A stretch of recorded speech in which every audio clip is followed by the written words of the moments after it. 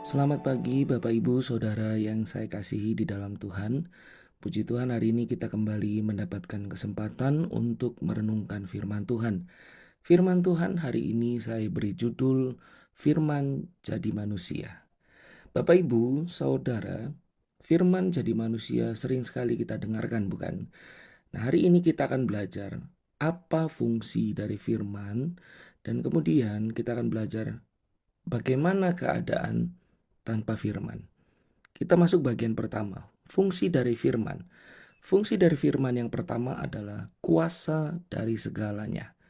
Yohanes pasal 1 ayat 1 berkata demikian, pada mulanya adalah firman. Firman itu bersama-sama dengan Allah, dan firman itu adalah Allah. Mungkin kita agak bingung untuk melihat pernyataan ini di dalam Yohanes pasal 1 ayat yang pertama ini, tetapi kita mau lihat bagaimana fungsi firman itu pada mulanya. Di dalam Kejadian 1 ayat yang ketiga dan seterusnya, saya ambil ayat 3 dan ayat 6, saya bacakan demikian. Berfirmanlah Allah, jadilah terang, lalu terang itu jadi. Kemudian saya lompat di ayat yang ke-6, berkata demikian, berfirmanlah Allah, jadilah cakrawala di tengah segala air untuk memisahkan air dari air. Bapak Ibu Saudara yang saya kasihi di dalam Tuhan, pada mulanya semua tercipta dari firman. Allah berfirman, kemudian semuanya itu jadi. Oleh karena itu, fungsi dari firman yang pertama menurut Alkitab adalah firman adalah kuasa dari segalanya. Sanggup untuk menciptakan, sanggup untuk melakukan, bahkan juga sanggup untuk mengadakan dari yang tidak ada menjadi ada. Kemudian yang kedua, fungsi dari firman yang kedua adalah rekan kerja Roh Kudus. Di dalam Yohanes pasal 14 ayat yang ke-26 berkata demikian. Tetapi penghibur, yaitu Roh Kudus yang akan diutus oleh Bapa dalam namaku, dialah yang akan mengajarkan segala sesuatu kepadamu dan akan mengingatkan kamu akan semua yang telah kukatakan kepadamu. Saudara, Roh Kudus bekerja bersama dengan firman.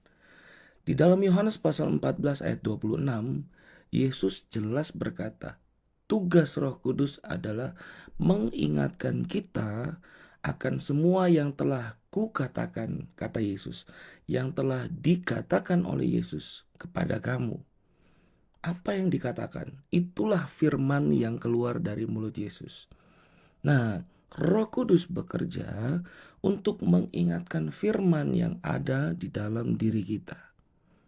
Jadi Bapak Ibu, penting sekali firman itu kita baca dan kita renungkan, sebab Roh Kudus akan membuat rema dari firman-firman itu. Tanpa Roh Kudus, firman itu hanya sekedar bacaan. Alkitab hanya sekedar bacaan. Tetapi tugas Roh Kudus, salah satunya yang utama adalah untuk membangkitkan firman itu menjadi rema di dalam kehidupan kita. Lalu kemudian kita akan melihat bagaimana keadaan tanpa firman. Keadaan tanpa firman yang pertama adalah jauh dari rasa tenang.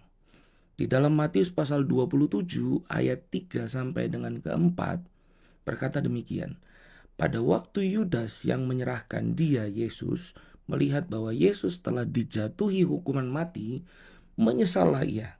Lalu ia mengembalikan uang yang 30 perak itu kepada imam-imam kepala dan tua-tua dan berkata, aku telah berdosa karena menyerahkan darah orang yang tak bersalah. Tetapi jawab mereka, apa urusan kami dengan itu? Itu urusanmu sendiri. Saudara, ada cerita di dalam Matius pasal 27 ayat 3 sampai 4 ini tentang Yudas.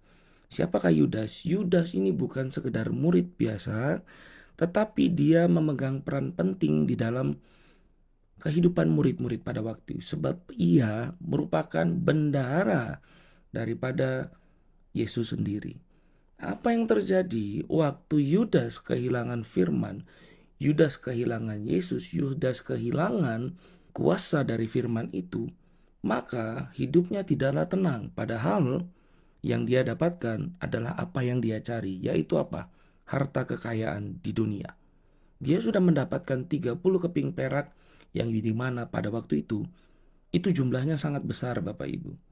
Tetapi apa yang terjadi? Dia mengembalikan, bahkan dia melempar 30 keping perak itu kepada imam-imam kepala. Dan kemudian dia pergi, lalu dia menggantung dirinya dan mati.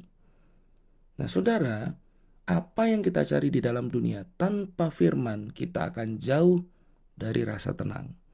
Oleh karena itu, keadaan kita tanpa firman, yang pertama, jauh dari rasa tenang. Kemudian yang kedua, keadaan kita tanpa firman menjadi cacat rohani. Di dalam Matius pasal 13, ayat 20-22 berkata demikian. Benih yang ditaburkan di tanah yang berbatu-batu ialah orang yang mendengar firman itu dan segera menerimanya dengan gembira.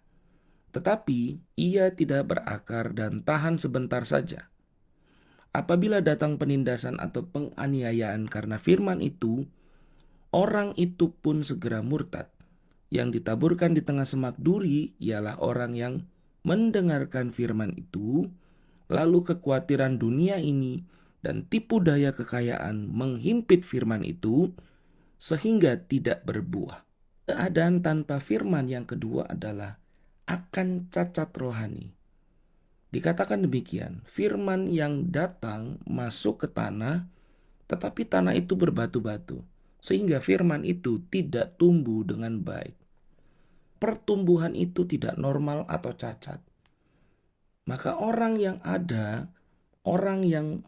mendengar firman itu, kemudian sejenak saja bersuka cita, lalu keadaan dunia, kekhawatiran dunia ini menghimpit firman yang sudah dia dengarkan, lalu firman itu akan mati. Sehingga firman itu tidak akan berbuah di dalam kehidupannya. Nah, oleh karena itu, dari dua keadaan ini kita melihat keadaan tanpa firman yang pertama, kita tidak akan tenang. Kemudian kita tidak akan tumbuh menjadi pribadi yang baik di dalam Tuhan. Nah, oleh karena itu kesimpulan pada pagi hari ini Bapak Ibu, di dalam Amsal pasal 13 ayat yang ke-13 berkata demikian. Siapa meremehkan firman, ia akan menanggung akibatnya, tetapi siapa taat kepada perintah akan menerima balasan. Firman itu kuat, firman itu yang menopang hidup kita, dan firman itu adalah segala-galanya bagi kita. Oleh karena itu, Bapak Ibu Saudara yang saya kasihi di dalam Tuhan, jangan lepaskan firman itu. Puji Tuhan, mari kita berdoa. Bapa, kami bersyukur buat pagi hari ini. Kami berterima kasih kami dapat mendengarkan firman-Mu. Kami dapat dikuatkan kembali dan kami percaya sepanjang hari ini Tuhan beserta dengan kami. Tuhan menguatkan kami. Tuhan menyembuhkan kami yang sakit, bahkan juga Tuhan mengangkat kami yang sudah lemah. Kami percaya kekuatan kami hanya ada di dalam Tuhan. Terpujilah Tuhan. Kami menyerahkan hari ini ke dalam tangan Tuhan. Kami percaya hari ini adalah hari yang diberkati oleh Tuhan. Terima kasih Bapa, ini doa kami di dalam nama Tuhan Yesus Kristus. Kami berdoa dan bersyukur. Haleluya. Amin. Selamat pagi Bapak Ibu Saudara. Tuhan Yesus memberkati.